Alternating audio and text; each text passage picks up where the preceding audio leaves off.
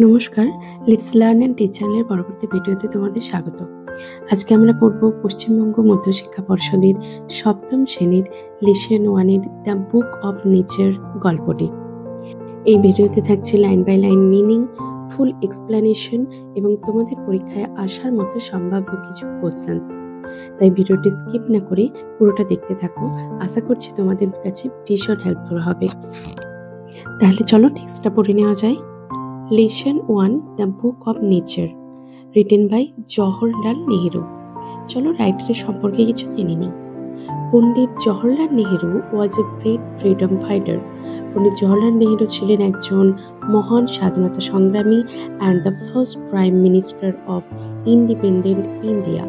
স্বাধীন ভারতের প্রথম প্রধানমন্ত্রী। He was a very good writer as well. তার পাশাপাশি তিনি একজন ভালো লেখকও ছিলেন। The discovery of India, the glimpses of world history and autography are some of his noted works. তার বিখ্যাত কিছু এগুলো হচ্ছে লেখার নাম বা তার কাজের নাম। During the late 1920s, 1920 শতকের শেষের দিকে he wrote a series of letters. তিনি বেশ কিছু চিঠি লিখেছিলেন to his young daughter, তার ছোট্ট কন্যা ইন্দিরাকে, to share his ideas, thoughts and knowledge with her. তার সঙ্গে তার কন্যা অর্থাৎ ইন্দ্রার সঙ্গে তার কিছু ধারণা, চিন্তাভাবনা এবং তার যা জ্ঞান সেটা তিনি ভাগ করে নিয়েছিলেন ওই চিঠিগুলির মাধ্যমে। These letters were later compiled into a book titled Letters from a Father to His Daughter. তিনি যে কতগুলি চিঠি লিখেছিলেন সেই চিঠিগুলি পরবর্তীকালে একটি বইয়ে রূপান্তরিত হয় এবং বইটির নাম দেওয়া হয় letters from a father to his daughter. এইটা হচ্ছে তার সেই বইটির নাম। The present text is an except from the book. এই যে পুরো বইটা, লেটার্সগুলো যেই বইয়েতে কম্পাইল করা আছে সেই বইটা থেকে কিছুটা অংশ তোমাদের এই টেক্সট আকারে এখানে তুলে দেওয়া হয়েছে।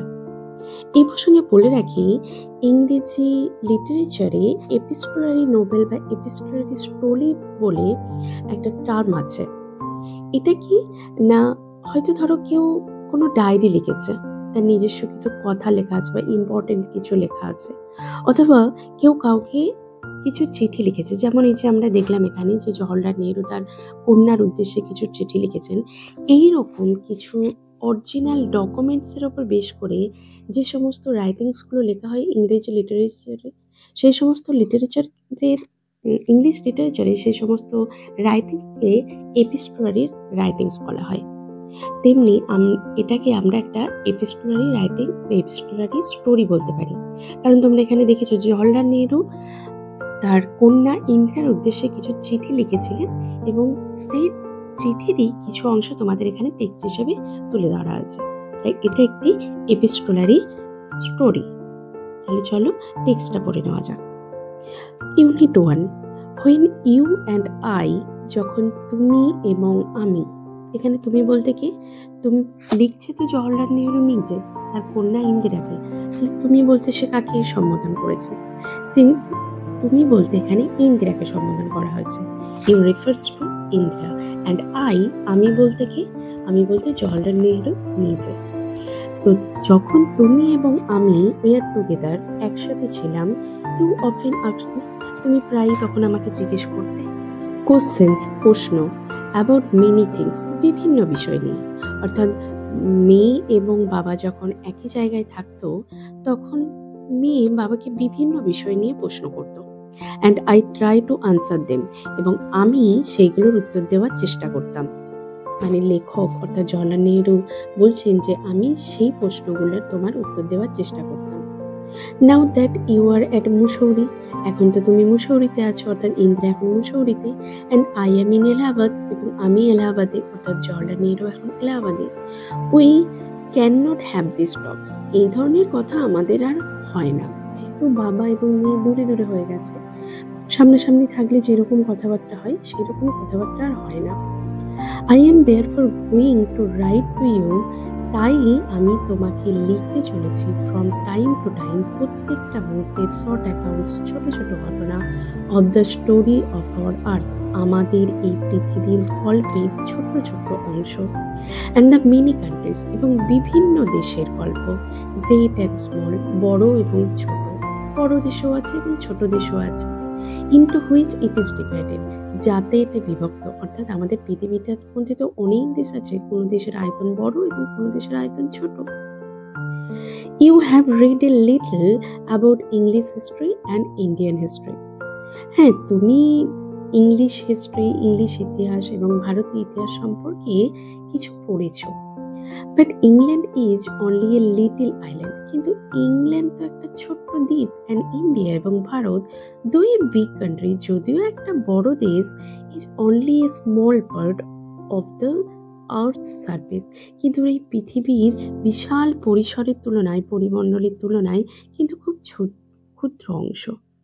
If you want to know something about the story of this world of ours, যদি তুমি আমাদের এই জগতের গল্প সম্পর্কে কিছু জানতে চাও, we must think, আমাদেরকে অবশ্যই ভাবতে হবে of all the countries, সমস্ত দেশের কথা, and all the peoples that have inhabited in, সেই সমস্ত মানুষের কথা যারা এই দেশে বাস করে। অতএব সমস্ত দেশের কথা এবং সমস্ত দেশের মানুষদের কথা আমাদেরকে জানতে হবে। Inhabited means lived, and not merely of one little country where we may have been born, শুধুমাত্র আমাদের এই ছোট্ট দেশ যেখানে আমরা জন্মেছি সেই দেশটার কথা জেনে নিলেই হবে না।